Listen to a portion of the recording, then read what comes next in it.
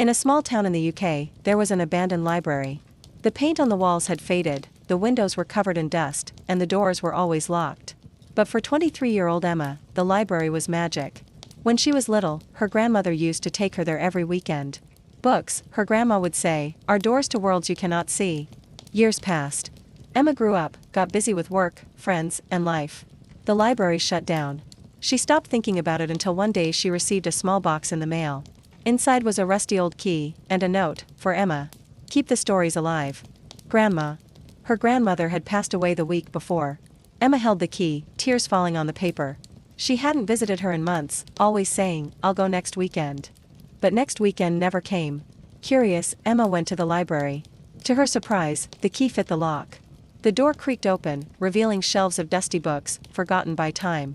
The silence was heavy, but in her heart, she could almost hear her grandma's voice.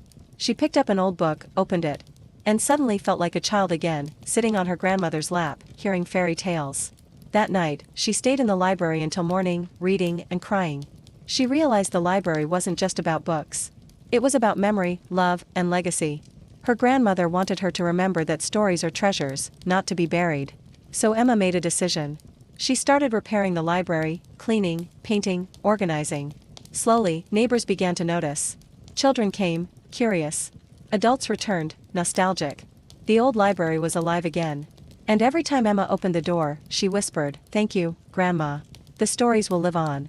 The key was no longer just rusty metal.